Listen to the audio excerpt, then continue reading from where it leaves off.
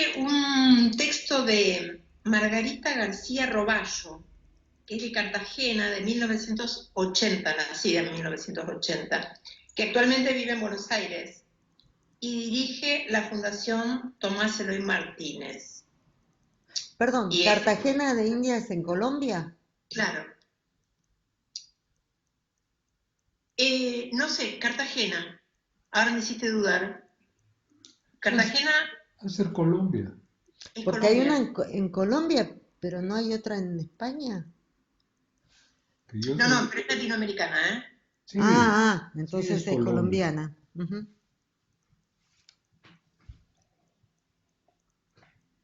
Sí, sí, sí, porque sí, acá dice, estoy leyendo, en Colombia fue columnista de cine y coordinadora de proyectos de la Fundación Gabriel García Márquez. Mm. ¿Y hace mucho que vive en Argentina? Desde el 2005, hace 15 años. Ujú. Y en Argentina trabajó para Clarín, donde creó su blog Sudaquia, Historias de América Latina, y para el diario Crítica, donde escribió la columna La Ciudad de la Furia. Acaba de salir por Planeta su primera novela, que se titula Lo que no aprendí. Yo no la conocía, lo único que leí de ella es lo que voy a leer ahora, que está dividido como en capítulos. 1. Lo primero fue la piel de mi papá. Era blanda y era tibia, y era de color marrón claro, como de blanco curtido o de negro desteñido. Recuerdo que me daban ganas de hundir las yemas de los dedos en su cara y después metérmelas en la boca para ver a qué sabía. Mi papá tenía la misma piel que yo tengo ahora, delgada como el papel de arroz, hipersensible al frío y al calor, y al sol, sobre todo al sol. De chica me gustaba pensar que mi papá y yo teníamos pieles de vampiros.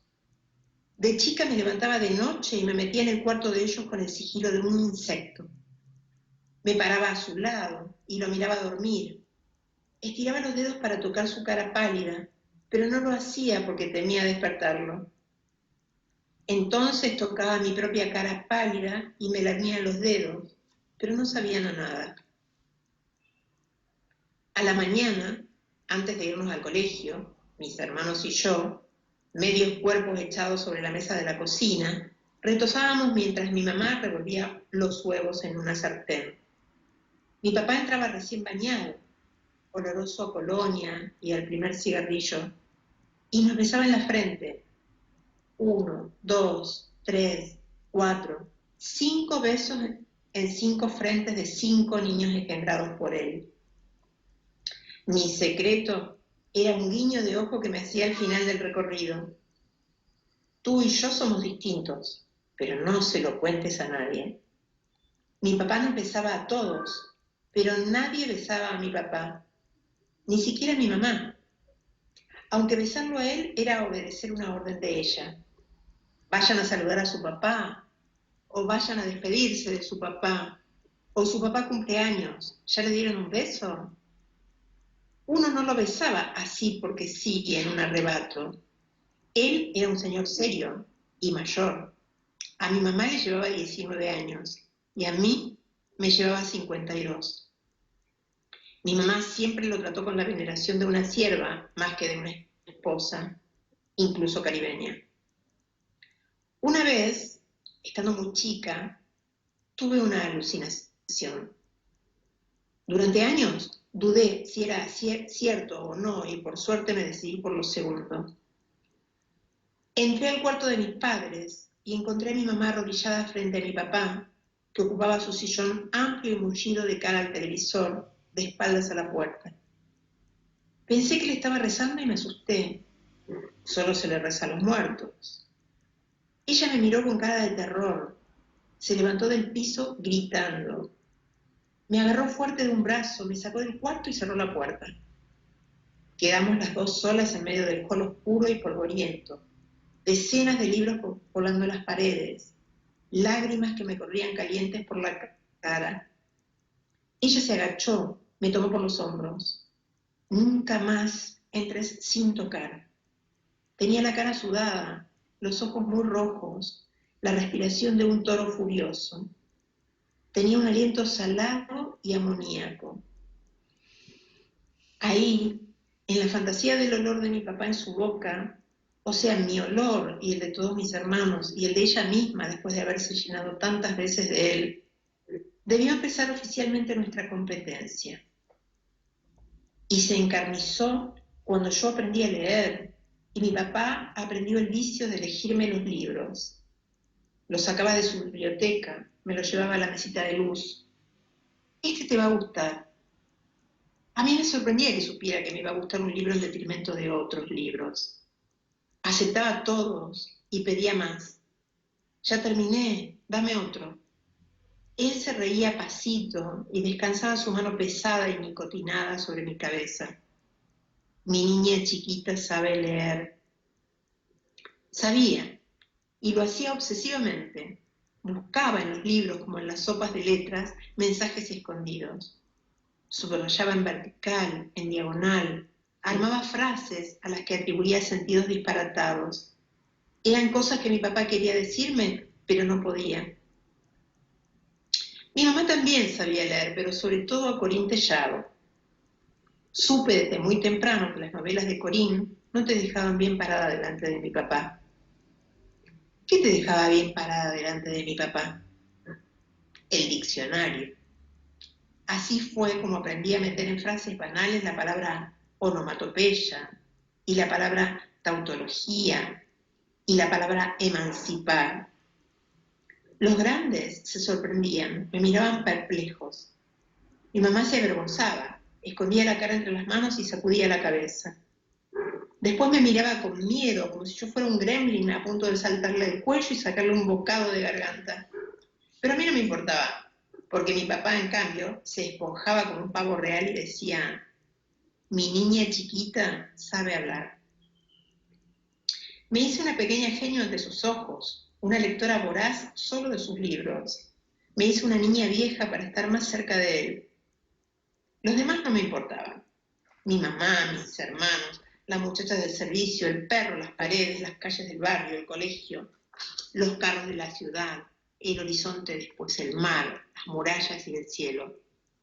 Todo era un decorado necesario para que él y yo, y nuestro secreto expresado en guiños matutinos, nos mantuviéramos a salvo.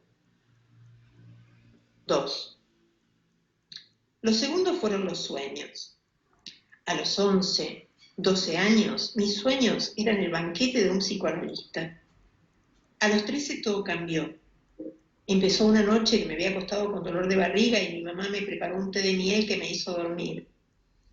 Soñé que paría un sapo gordo y baboso que mientras lo expulsaba iba mordisqueando las paredes internas de mi vientre y el dolor no se parecía a ningún dolor previo. El sapo no quería salir, se aferraba con colmillos filosos a mis entrañas. Había leído la palabra entraña por accidente en una novelita de Corín. Y yo pedía auxilio con gritos desesperados y mudos. Me levanté a la madrugada bañada en un líquido oscuro que era mi sangre. Fui al baño del pasillo, me lavé y me cambié y salí de vuelta para encontrarme de frente con mi papá, sobresaltado. ¿Qué pasó? Nada, oí ruidos, fui al baño. ¿Qué te pasa? ¿Estás bien? Ya estaba limpia, pero me sentía sucia. Pensé que el bulto de papel que me había puesto para contener la sangre se había mojado tanto que goteaba. No fui capaz de mirar el piso. Me imaginé parada sobre un charco rojo que avanzaba por las baldosas del pasillo hasta cubrir todo el piso de la casa, y salía a la vereda por debajo de la puerta, y se desbordaba por las calles del barrio en un arroyo incontenible. Se llevaba por delante casas, carros, edificios. Me pareció ver en la cara de mi papá una mueca de asco que me hizo agachar la cabeza, primero de vergüenza, después de rabia. Entonces apareció mi mamá. Traía un vaso de leche y una pastilla. Me tomó del brazo, me acompañó a la cama. Ya había puesto sábanas nuevas, olorosas a Gulait. Me arropó y no dijo una palabra. 3. Lo tercero fueron los besos de otros hombres. besos húmedos, espesos y nada dulces, como mienten las canciones. Fue una época marcada por la saliva ajena, un momento de tránsito que debía soportar en pos de un futuro que prometía saciarme de placeres. No sé de dónde había sacado eso, pero estaba convencida. Mi mundo previo a los besos era algo así. Chicas que odiaban porque lloraban por chicos que eructaban en público y recibían ovaciones. Chicos que odiaban porque sufrían en silencio por chicas que los miraban como plastas y se reían de ellos en su cara. Un espejo redondo que me hacía redonda. Y un cielo raso agrietado, mi único amigo. Gastaba buena parte del día echada en la cama, boca arriba, mascando chicle, largando gruñidos. Una noche abandoné el cielo raso y me fui a una fiesta de 15. Ahí, entre esculturas de hielo seco, comenzó mi colección de novios grandes. Se llamaba R, tenía 22 y fumaba. Le pedí que me diera una pitada y se negó. Le pedí que me besara y dijo, ¿estás segura? R fue el primero que me preguntó eso, que después me preguntarían C, F, D, F de vuelta, J, G, M, H y L. No todos fueron novios, algunos no pasaron de un beso. Y después de los 18, algunos no pasaron de una noche. De cualquier forma, todos me preguntaban lo mismo, como un modo de curarse en salud. Entre tú y yo hay 7, 10, 13, 16, 23 años de diferencia. ¿Estás segura de que quieres? Y yo siempre quería. Cuando la luz es verde, los hombres mayores son la mata de lo asertivo. Me gusta lo asertivo. Detesto el balbuceo, la duda, el nervio visible. El esto nunca me pasó, el ahora qué hacemos. Son los gérmenes del engaño. Entonces, me gustaban los novios grandes por asertivos, sí, pero también, sobre todo, porque a ellos les maravillaba levantarse a una jovencita como yo. ¿Y cómo era yo? Como todas, pero me creía mejor. Todavía sabía decir tautología y además había aprendido a decir segurísima. Mis amigas no entendían. ¿Pero cómo son los novios grandes?, preguntaban entre asqueadas y curiosas. Y yo decía, son como cualquier novio, solo que más afortunados. Me gustaban los novios grandes porque tras la sorpresa inicial cerraban la boca, llamaban al mozo y seguían. ¿Qué tomás? A los 16 era delicioso besarse con R y con C y sobre todo con F, pero la vida no se detenía después de cada beso. Ellos seguían siendo funcionales, gente que pide cafés y la cuenta, y que se portan como si eso mismo, besarse por primera vez, les hubiera pasado 1000 veces, porque les pasó 1000 veces. Mis amigas insistían en no entender. Yo despreciaba las primeras veces. ¿Qué son las primeras veces? Un trámite necesario. Años después, la mayoría coincidiríamos en que el verdadero mito de la primera vez es más que un trámite necesario. Un castigo doloroso, un karma irrenunciable, un momento de mierda. Mi verdadera primera vez, a pesar de mis novios mayores, llegó bastante después que la de mis amigas, acostumbradas a revolcarse con muchachitos granulientos. Me acosté con J a los 18. Nos separaban 8 años y 2 cuadras. Y yo no lo quería de novio, sino de sicario. Quería que hiciera el trabajo sucio, que rompiera el himen y allanara el camino para los que vendrían después. Pero J lo hizo mal, fue piadoso, se asustó con mis quejas de dolor y una noche, cuando ya casi lo conseguía, se encogió como un feto y lloró. Perdón, yo no puedo, que lo haga otro. A los pocos días conocí a otro. Se llamaba G. Tenía una guitarra y 12 años más que yo.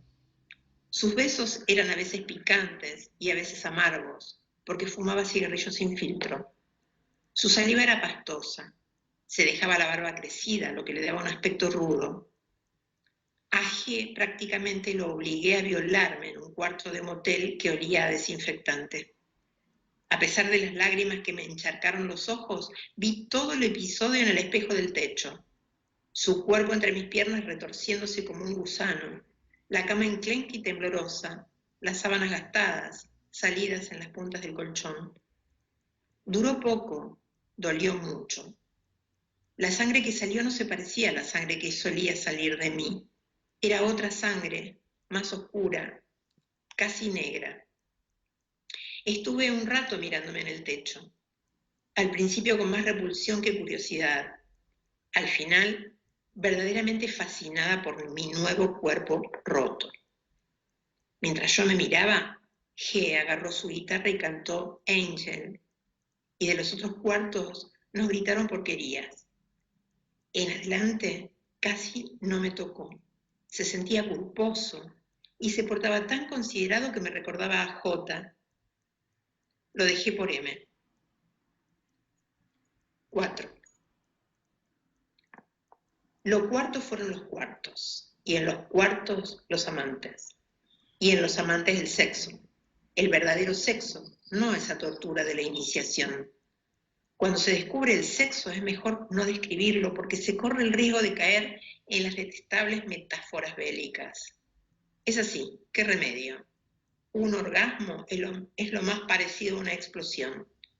Si la máquina de mirar los pensamientos fuese posible, el momento en que ocurre un orgasmo extraordinario estaría indefectiblemente asociado al hongo de Hiroshima. El buen sexo adquiriría un matiz de incorrección insoportable. En una playa casi vacía, al lado de un desierto en el Caribe, un padre y una niña juegan a nadar, a corretearse, a tirarse agua, a reírse juntos. El padre la alza por los tobillos, la pone de cabeza, ella se desternilla de la risa. Después la baja y la toma por las manos y da vueltas rápidas, la hace volar como un cometa alrededor de una órbita cuyo eje es él. Mi amante y yo reposamos los cócteles de media tarde. Él lee, yo miro al padre y a la niña. Imagino lo que pasaría si en una de esas vueltas frenéticas la soltara. A mi amante le llamo mi amante, pero no es tal cosa. Ni él ni yo tenemos compromisos. Es decir, él tiene hijos, 2, pero casi no los ve porque viven en Berlín. En el día de hoy hicimos esto: nadar, comer, reposar. Después entramos a la choza que es nuestra habitación y nos desnudamos. Mi amante me dijo que yo era una criatura hermosa y que el sol me sentaba muy bien. Era mentira, el sol me sentaba pésimo, pero él no lo sabía. Después de la siesta fuimos por más cócteles y llegamos acá, a este momento en que el sol se zambulle en el agua como un redoxón. ¿Te gustan las vulvas lampiñas?, le pregunto. Él se ríe, pero no contesta. Nunca me había ido sola a ninguna parte con ningún hombre. Este me llevaba 11 años y me duraría 3 días. Mi mamá se quejaba de mis relaciones. Era raro porque ella no sabía nada de mis relaciones. Me había ido de la casa hacía un par de años. La veía los domingos con el resto de la familia, o a veces sola entre semana para un café. A mi papá solo lo veía los domingos, rodeado de hijos y nietos. No recuerdo una sola conversación con él después de los 13. Recuerdo, en cambio, que para ese momento me caía mal. En alguna cavidad de mi cerebro le resentía algo, no sé qué, una cavidad llena de moho. Un día se me dio por contarle a mi mamá que estaba saliendo con un tipo grande. ¿Qué tan grande?, preguntó. Muy. La verdad era que no estaba saliendo con ningún tipo grande, ni con uno chico, ni con nadie, pero daba igual. Quería ver su reacción. Se escandalizó. Dijo 3 cosas. Una, que los hombres grandes se gastaban rápido, que podían enfermarse. Cáncer, por ejemplo, podía darles cáncer, y una jovencita no quería ni podía lidiar con un cáncer. 2, que las mujeres bellas como yo, con el colágeno intacto y el culo en su lugar, tenían que salir con príncipes o salir con nadie, que los viejos no me sentaban, que si me juntaba con viejos me iba a envejecer. Y 3, que ni se me ocurriera usarla a ella y a mi papá de excusa. ¿Por qué? Porque nosotros somos otra cosa, tenemos otra historia. Todas las historias son únicas. Esa tarde, cuando nos despedimos, bajó la guardia. Dijo, sal con quien quieras, los hombres no importan tanto. No hablaba por ella, claro, ni de sus hombres, mi papá y mi hermano, que eran todo en su vida. Hablaba por mí, porque me conocía. Y la verdad es que, vistos desde ahora, hasta mi último hombre, llamado T, ningún otro me había importado demasiado. El sexo tampoco. El sexo era una instancia de la conversación que degeneraba en la conversación misma, y entonces empezaba la mejor parte. Con los hombres grandes era así. Primero iba el sexo y después lo demás. El sexo era importante para romper el hielo, para establecer un punto de contacto. Pero después de comprobar que todo estaba bien, sus partes y las mías, sus manos en mis partes, el sexo nunca me pareció algo muy trascendental. Es decir, he tenido polvos memorables. En la sarta de mitos sobre los hombres mayores hay uno que es innegable, el de la experiencia. La experiencia es un privilegio. Encontrar unas manos decididas equivale a encontrar la lámpara del genio de los deseos infinitos. Pero mentiría si digo que el sexo es lo que me atrae de los hombres mayores. No es. Ni de los mayores, ni de los menores, ni de la vida en general. 5. Las relaciones. Eso es lo siguiente. H volvió con más ímpetu y reiteró su propuesta. Se dio cuenta de que una década a los 20 es lo mismo que una vida, así que la reformuló. Que el amor dure hasta que se acabe. El amor duró 3 años. H no tenía hijos ni quería tener. Viajaba mucho y en el último año se mudó de país. Eso estaba bien porque evitaba la temible convivencia.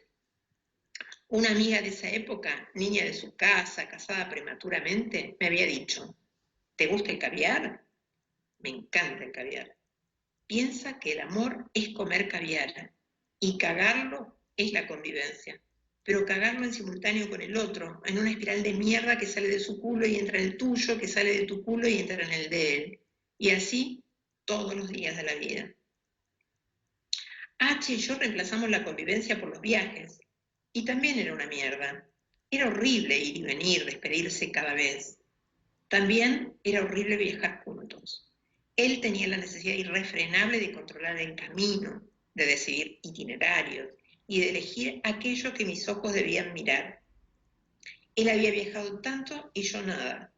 Él podía enseñarme el mundo, y su mundo me aburría demasiado. Eso me generó un tic, llevarlo en la contraria. Y una consecuencia, parecer más niña de lo que era.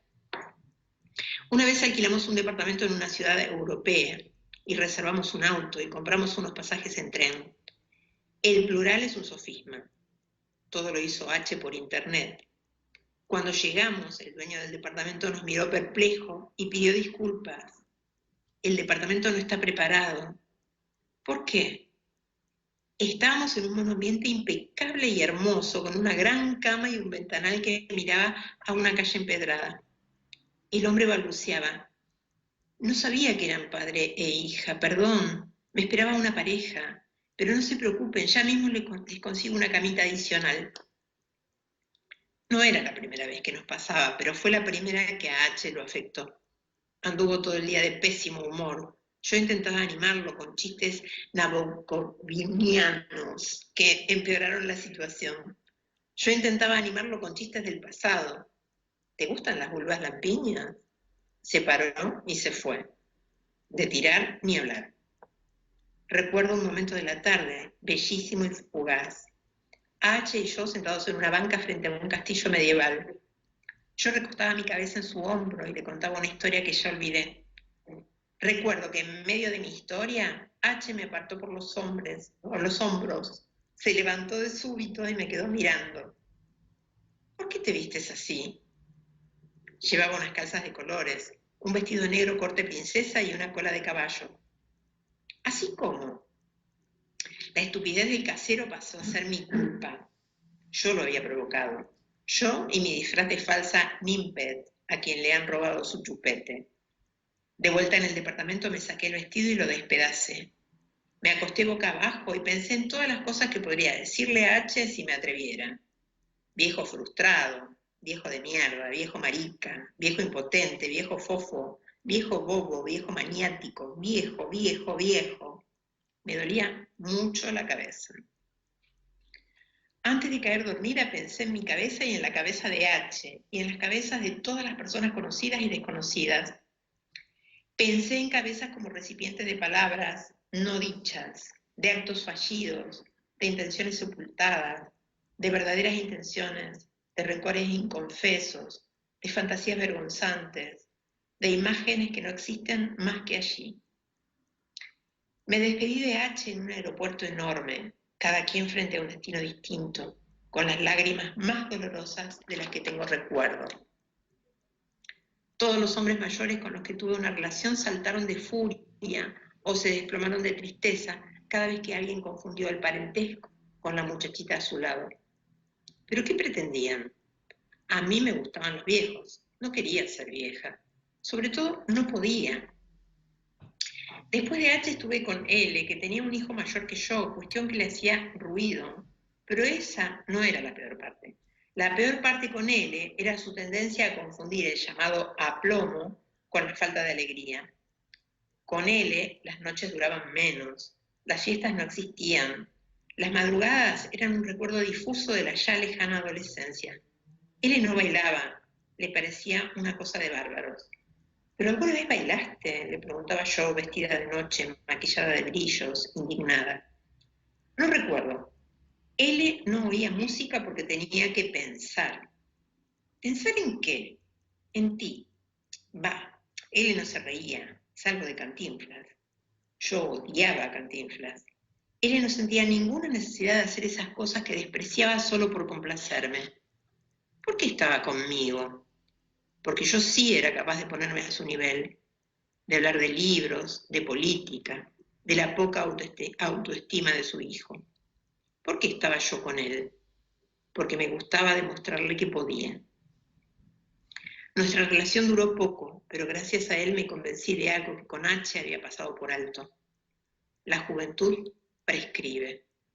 La juventud como estado de ánimo, eso que el mito asigna arbitrariamente a todo tipo de personas con cierto talante y actitud, se acaba cuando empieza a ser un esfuerzo. Era ridículo pedirle a él que fuéramos a bailar, a emborracharnos y drogarnos hasta el amanecer, porque ante los ojos del mundo, pero sobre todo ante sus ojos y los míos, él no iba a ser el novio mayor, pero cool, que le hace el aguante a la novia chica y fiestera, que se pone a su nivel para complacerla. Él iba a ser el viejo ridículo que hace un esfuerzo desmedido por no parecerlo. Ahora, que hasta yo he envejecido, recuerdo a él con su pelo canoso, su sonrisa tranquila, su aspecto casi lúgubre pero satisfecho, y vuelvo a quererlo, a respetarlo e incluso a admirarlo, como no supe hacerlo entonces. Poca gente domina el arte de saber envejecer. Él hacía parte de esa respetable minoría. En casa tengo una foto brumosa que nos tomaron a T y a mí el día que nos conocimos. Estamos en un estrechísimo zaguán cartagenero, protegiéndonos de la lluvia. Íbamos camino a una charla que él daría en una fundación donde yo trabajaba. En la foto se ve que la humedad había dejado una pátina brillosa sobre nuestras caras. En la foto él tenía 46 y yo 23. Era flaca y altanera, melena hasta la cintura, ceja alzada como quien domina el mundo. Tem me mira y se sonríe. No hace una hora que me conoce y ya sabe que me tiene. No me tuvo enseguida, pasaron meses, largos meses, pero en esa foto él ya lo sabe. Esa tarde la lluvia caía pesada y levantaba un olor fangoso que salía de la alcantarilla. La calle estaba inundada y no podíamos avanzar. No había mucho más que hacer que esperar. Yo dije, odio la lluvia, y T contestó, es solo agua. Aunque después él lo recordaría al revés. Quizás fue al revés. Total, que llovía como llueve en mi ciudad, en un persistente chaparrón que levanta los vapores del piso. Al cabo de un rato de estar en el zaguán, envueltos en ese calor sofocante, T prendió un tabaquito marca Mejaris y me preguntó cosas, libros, películas, vicios, edad. El humo deformando su cara me hacía pensar en un espía soviético a quien le han encomendado una misión de medio pelo en un país tropical.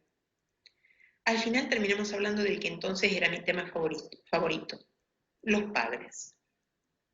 Así supe que su padre y el mío habían nacido el mismo año y que tuvieron vidas tan distintas. Mientras que el mío era un abogado conservador y de provincia, casado por única vez, el de él era un médico español, anarquista y exiliado que tuvo 7 esposas. Supe que él también lo odiaba por algo indescifrable y que lo amaba por todo lo demás. Y que se llamaba como él, T. Con T mi referencia se estrechó, lo que ahora hace difícil extrapolar preferencias. Ya no me gustaban los hombres mayores, en general, sino T, con particular intensidad. Aún así, a la distancia, podría decir que gracias a T deduje por fin que de los hombres mayores me atraían principalmente 2 cosas, y que la una dependía de la otra. La primera es la comodidad. Es así, me siento cómoda entre hombres mayores que yo. Me siento incómoda entre contemporáneos. ¿Por qué? No estoy segura. Podría sacarme del bolsillo esa dudosa estadística de que algunas mujeres maduramos más rápido que los hombres. Podría decir que yo entro ahí. Si fui vieja desde niña, si mi madurez le llevaba en ventaja a mi propiedad, debí buscarme hombres acordes a las circunstancias. Pero es mentira. Yo no era nada madura. Yo era a la ayuda. Soy. Me importa la edad porque me importa el tiempo. ¿Cuántas cosas caben en el tiempo de la gente? Ya sé que nadie lo llena igual, pero suele pasar que entre más tiempo uno vive, más cosas ve, aprende, come, lee, descubre, pierde. Y todo eso te hace una persona más compleja. Acá la segunda razón. A mí lo complejo me atrae. A mí la simpleza me parece estupidísima. Lo atractivo de los jóvenes, la belleza fresca, que no se reparte indiscriminadamente y que de todas formas se acaba con el uso, y la inocencia. Supongo que yo fui inocente, es decir, que a esos hombres grandes que llamaban antes les gustaba lo mismo que yo despreciaba en otros. Para mí la inocencia es casi tan estúpida como la simpleza. La inocencia es un lastre del que los jovencitos y jovencitas deberían despojarse antes que de su acné. Diría entonces que me gustan los hombres grandes, incluso si yo les gusto. Diría que me gustan también porque ya perdieron la inocencia y el acné, y la melena en algunos casos, ¿qué le vamos a hacer? Y ganaron otras cosas, densidad, cohesión, solidez, espesor, lo mismo que a los caldos cuando hierven. La charla de té se canceló por lluvia y estuvimos hablando bajo el zaguán hasta que escampó. El piso se había encharcado y estábamos replegados en una esquina, hombro contra hombro, para no mojarnos los zapatos. Té tenía alpargatas de tela y yo sandalias. Té olía al tabaco que se había fumado y un perfume desconocido. Miraba dentro de su bolso, buscaba algo. Sonaban objetos de consistencia metálica. Canicas, pensé. Imaginé que estiraba mis dedos, los hundía en su cara y luego me los chupaba. Imaginé que él me preguntaba, ¿a qué saben? Y yo le decía, a sal y agua. Y él decía, ¿a mar? Y yo decía, a mar. Té sacó una cámara de su bolso y me miró con esa expresión, entre maliciosa y maravillada, que yo ya había visto en otros ojos. Para él, en cambio, era todo nuevo. Él nunca había estado ni imaginado estar con una mujer tan joven como yo. En ese terreno, Té era un novato y yo tenía toda la experiencia. Empezaba a escampar. Pasaba por la vereda una señora que se había hecho un sombrero con una bolsa negra. Detrás, una carreta de verduras cubierta por un plástico y un perro esquelético. Y detrás, una pareja de turistas a quienes Té les pidió que nos tomaran una foto.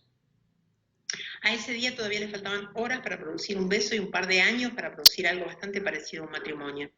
Le faltaban encuentros fortuitos y felices, visitas sorpresivas, hoteles de paso, sexo grandioso, sexo pésimo, mudanzas en conjunto, casas chicas, casas gigantes, hijos proyectados, hijos descartados, hijos reemplazados por un gato. Le faltaban más mudanzas, un jardín con parrilla, amigos en común, peleas horrendas, sexo de reconciliación, sexo sin ganas, temporadas sin sexo, sexo con otros, sexo con nadie más. Le faltaban enemigos, cumpleaños en familia, cumpleaños íntimos, regalos perfectos, regalos malísimos, aniversarios tristes por la ausencia del otro, aniversarios felices por la ausencia del otro, aniversarios olvidados. Le faltaban 6, 7, 8 aniversarios y un auto chocado 2, 3 veces. Le faltaban decenas de viajes, mudanzas en singular, encuentros fortuitos y tristes, recuerdos felices por olvidar y el vacío que resulta de sumar todo eso. Pero al mismo tiempo, a ese día no le faltaba nada, tal como lo confirma la evidencia, en ese pequeño rincón brumoso, T y yo vivimos felices para siempre.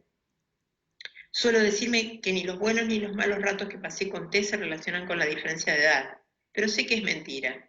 A ver, si tuviera que atribuir una razón al éxito, es decir, continuidad, de mi relación con T, y al fracaso, es decir, ruptura, de otras, diría que tiene que ver con la conciencia extrema de la diferencia y la poca necesidad de disimularla. Y si tuviera que atribuir una razón al fracaso, es decir, ruptura, de mi relación con T, y al éxito, es decir, continuidad, de otras, diría que tiene que ver exactamente con lo mismo.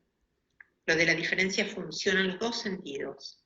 La excitación del exotismo, una pareja dispar, diga lo que diga, siempre estará cargada de exotismo. Puede ser agotadora. La normalización, en cambio, es paliativa. Hubo momentos en que para mí fue demoledor saberme distinta y saber, sobre todo, que ser distinta era irremediable. Lo que durante mucho tiempo me pareció un ejercicio de poder que demostraba una excentricidad caprichosa. Miren, salgo con viejos. Ahora lo reconozco como una diferencia genuina frente a una buena porción de contemporáneas. Quiero decir, no soy tan fea, ni tan tonta, ni siquiera tan gorda. O sea, me creería capaz de conseguir un novio joven y apuesto que me situara en el equilibrio de mi hábitat generacional. Las fotos de Facebook, donde mis amigas se muestran radiantes con sus vestidos de novia, sus maridos mozuelos y luego indefectiblemente sus bebés rosados y carnosos. Las veces que lo intenté, las veces que me dije, ok, quiero ser como el resto, seguí fracasando empeñosamente.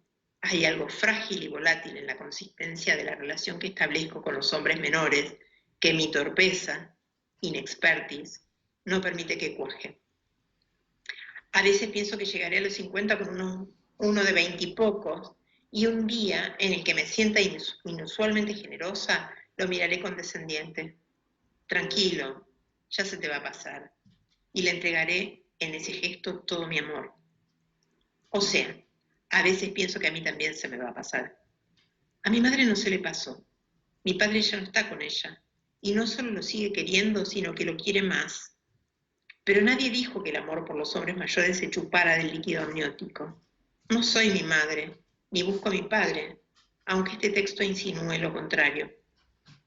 Probablemente de una manera muy distinta a la suya, todo lo que quiera llegar al final con la fantasía de que mi historia es única y que aunque el mundo esté lleno de muchachitas insolentes que enamoran viejos, ninguna será como yo, ni sus hombres como el mío, quien seguramente ya no vivirá para oír ese relato, salvo en mi recuerdo magnificado.